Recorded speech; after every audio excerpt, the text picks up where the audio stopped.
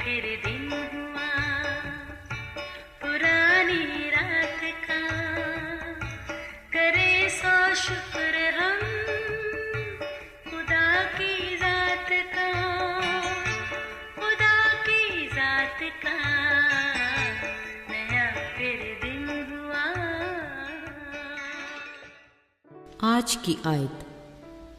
अगर कोई मेरे पास आए और अपने बाप और माँ और बीवी और बच्चों और भाइयों और बहनों बल्कि अपनी जान से भी दुश्मनी ना करे तो मेरा शागिर्द नहीं हो सकता।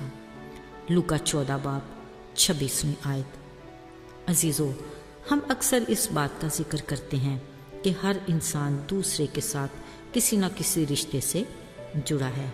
निज़ाम कायनात में भी वहाँ मिलकर अपने फ़राइज़ सारे अंजाम देना खुशकुन अमल है, पर शायद हम उस्ताद और शागिर्द के रिश्ते के बारे में बहुत कम ध्यान देते हैं। ज़रा गहराई में जाएं तो बिलाशुबा ये एक मुनफरद और मिसाली रिश्ता है। किसी सियाने ने बड़ी खूबसूरत बात कही कि सड़क और उस्ताद दोनों अपनी जगह पर ही रहते हैं, मगर उसी सड़क पर चलती गाड़ी अपनी मंजिल पर पहुंच जाती है।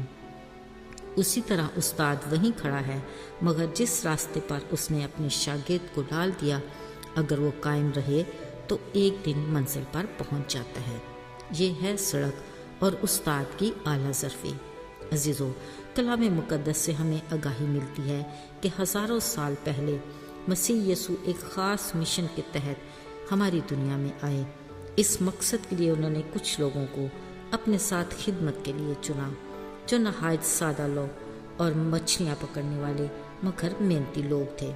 यसू मसीह ने उन्हें अपनी शागिर्दी में लेकर ऐसी तरबियत की कि वो बिल आखिर आदमगीर बन गए, जिनकी गवाही की बदौलत हज़ारों लोग यीशु पर ईमान लाकर ईमानदारों की जमात में शामिल होते थे।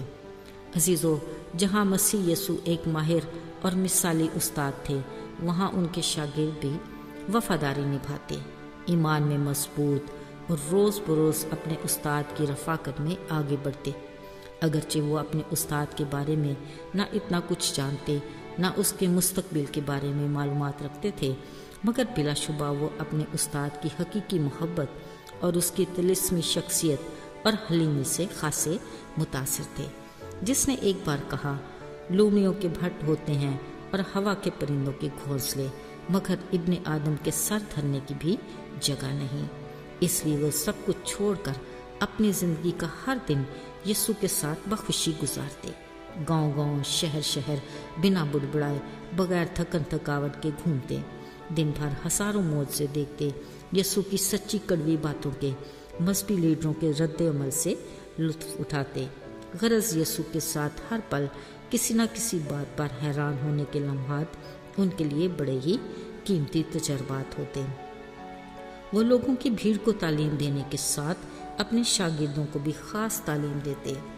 एक बार पतरस ने पूछा, देख, हम तो अपना सब कुछ छोड़कर तेरे पीछे हो लिए हैं, हमें क्या मिलेगा?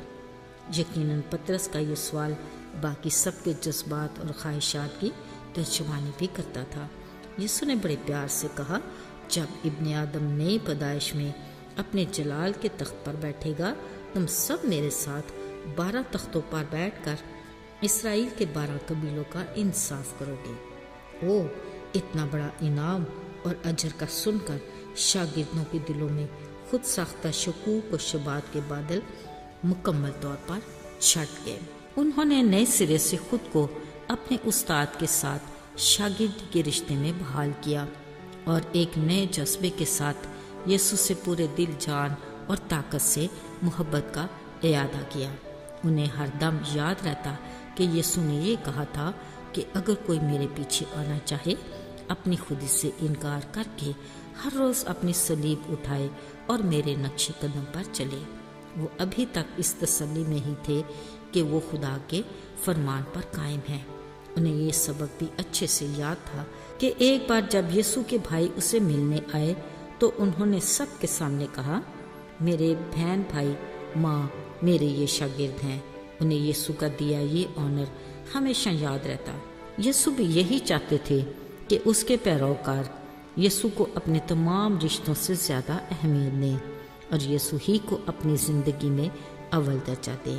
یہ نہیں کہ ہم مسیح کی محبت میں اپنے رشتوں اور دنیا کو ہی چھوڑ دیں، مطلب یہ کہ ہم یسوع کو اپنی ذات اور اس سے جڑی ہر شے سے زیادہ عزت دیں۔